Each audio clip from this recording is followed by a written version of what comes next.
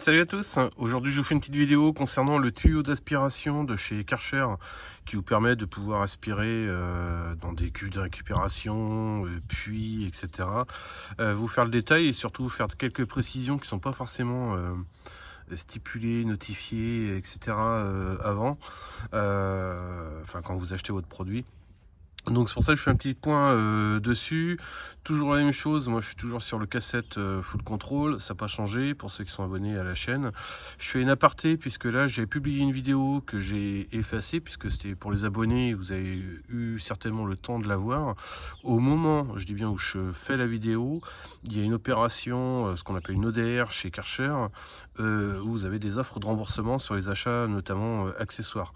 Donc tout ce qui peut être évidemment tuyau d'aspiration, la vidéo que je vous avais faite qui était très courte pour vous dire, aux abonnés en tout cas, qu'il y avait une offre. À titre d'exemple, alors Karcher, je crois qu'ils doivent le préconiser en termes de vente dans les 35 €, ce que je trouve horriblement cher pour un morceau de plastique.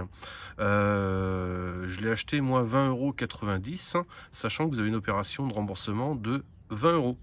Donc je vous laisse faire la déduction de ce que ça m'a coûté. Ça c'est au moment où je vous fais la vidéo.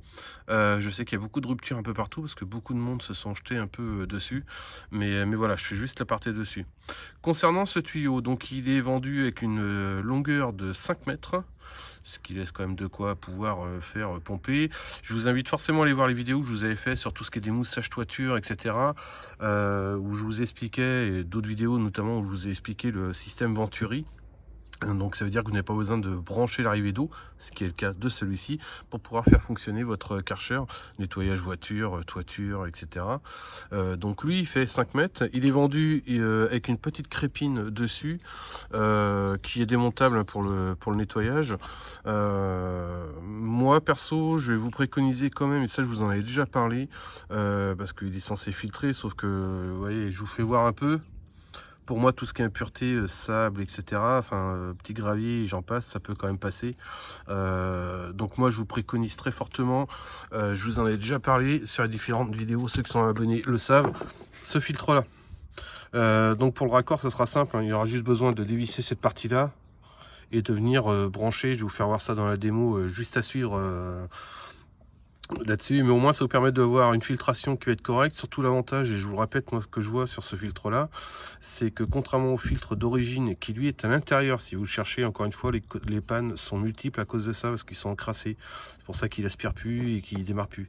Donc moi je l'avais quand même laissé celui de l'intérieur, hein, même si j'ai celui qui est ici. Mais l'avantage qu'il y a avec ce filtre là, encore une fois, c'est que vous avez un visuel direct, c'est à dire que quand il va être obstrué de plein de saletés ou autre, vous le verrez. Là je vais faire l'essai justement en me prenant sur un petit bassin. J'espère avoir des impuretés, et quand je dis j'espère, c'est pour que vous puissiez voir vraiment l'efficacité du filtre, hein. Donc je vais brancher et je vous explique tout ça dans la démo à suivre. Quelques précisions dessus. Donc il démarre du K2 avec batterie, je précise, et il va évidemment du K4 jusqu'au K7.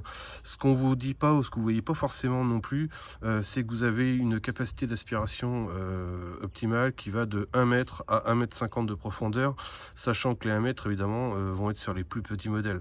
Donc si vous êtes sur le K7, vous serez plus sur une capacité de 1,50 m de profondeur en termes d'aspiration, hein. C'est pour ça que je précise et que je vais vous faire la vidéo dessus pour que vous puissiez voir. L'embout, voilà, il suffit juste de le visser, hein, enfin c'est juste un vissage classique, hein, vous voyez, je vous fais voir tout avec la partie conique. Donc voilà, donc c'est parti, je vous fais voir ça, je vous fais voir l'emballage. Pour ceux que ça peut intéresser, ça va correspondre un peu à tout ce que j'ai pu vous expliquer. Donc on retrouve un peu les mêmes choses évidemment au niveau de la température d'eau, etc. Les 5 mètres, c'est ce que je vous ai dit. Donc on est bien sur le K2 batterie. Je précise, hein, si vous êtes sur le K2 autre, même si j'ai un fort doute, hein, le K2, enfin je vois pas trop nécessité en termes de propulsion, etc., d'application du produit, mais vous pouvez démarrer du K4 au K7. Je fais l'aparté parce que j'ai eu un retour sur une personne qui me disait ouais, K4 ça marche pas, je comprends pas, machin. C'est certainement un problème d'amorçage, c'est-à-dire que la personne n'a pas fait un amorçage correctement, mais ça fonctionne. Moi j'ai des retours qui sont positifs, hein. Donc bah c'est parti pour la démo, je vous montre ça, à tout de suite. Ok, donc là c'est prêt, c'est branché, je te fais voir. Donc là je suis branché dessus Évidemment, si vous n'avez pas ce filtre là dans un premier temps, enfin c'est pas très grave. Moi je vous préconise, ça évite d'aspirer des saloperies en plus, mais c'est surtout le fait d'avoir vraiment un gros visuel. Si vous ne l'avez pas, vous avez forcément le filtre intérieur d'arrivée d'eau. Hein, je pense que c'est peut-être aussi pour ça qu'ils vous le fournissent pas, c'est un peu dommage, enfin bref. À vous de voir, moi je vous le conseille. Donc là il est raccordé, il m'a juste suffi d'enlever mon raccord automatique, hein, et j'ai revissé, c'est le même pas de vis, il n'y a aucun problème, ça fonctionne très bien dessus. Là j'ai été le mettre directement, vous voyez, dans un petit bassin. Ouais, je me suis pas pris la tête, hein. Donc là il est absolument pas amorcé, donc vous allez le voir en même temps. Là je vais l'allumer. Je l'ai pas testé, hein, le tuyau, je le fais avec vous. Donc là il tourne. Logiquement il est censé être amorcé, mais c'est pas le cas parce que je vois rien dans le tuyau. Donc là je vais tout simplement et il va tourner.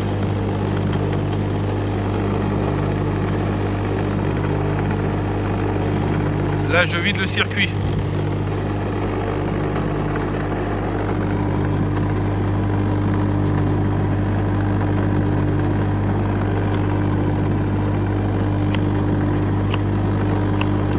Et là on voit l'eau qui arrive. Alors là vous ne voyez peut-être pas trop sur la vidéo.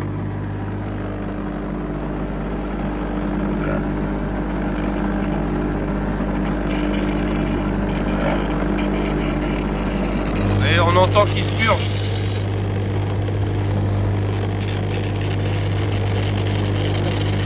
Là il purge et là ça va partir.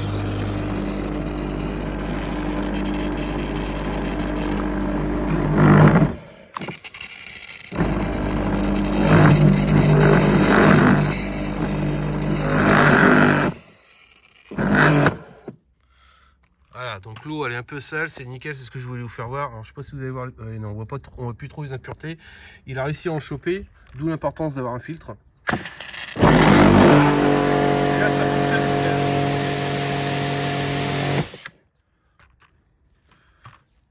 Donc là évidemment après vous pouvez vous mettre en mode crachoir, ça je vais vous faire voir dessus. Là j'ai pris un bidon exprès comme ça pour vous faire voir qu'effectivement la crépine passera dedans sans problème. Donc si vous avez du produit à pulvériser style la toiture ou autre, encore une fois pour ceux qui découvrent la chaîne qui ne sont pas abonnés, je vous invite à aller voir les vidéos où je vous fais voir le démoussage toiture, où vous gagnez un temps qui est fou à condition de bien rincer votre circuit après. Et ça c'est vrai pour tous les produits, hein.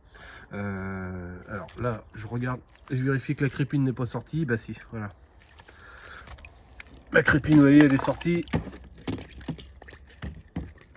Alors, il s'est fourni avec ça, hein, quand vous êtes sur des bacs. Vous l'avez sur la photo d'ailleurs de présentation quand vous achetez le produit. Et là, il faudrait que je le bloque. Voilà, comme ça.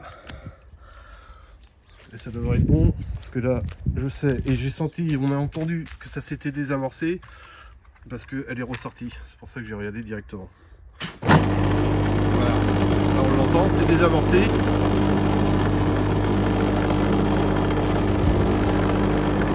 Se réamorcer, je repurge le circuit parce que forcément j'ai renvoyé de l'air. Vous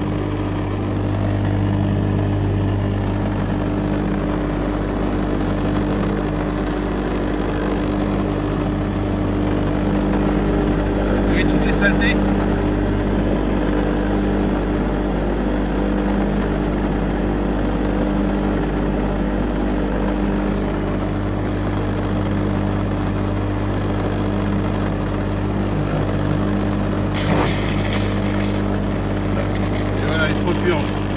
Là la vidéo est un peu plus longue parce que j'ai tellement de retours là-dessus.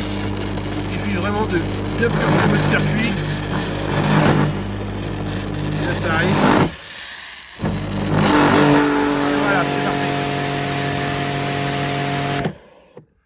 Donc ça fonctionne très bien. Mais c'est important et c'est pour ça que je voulais vraiment, j'insiste dessus, c'est que la vidéo est longue. Ça m'intéresse pas de faire ça, mais j'ai des retours aussi, ils me disent ouais j'arrive pas à purger ou ça marche pas, ça marche pas.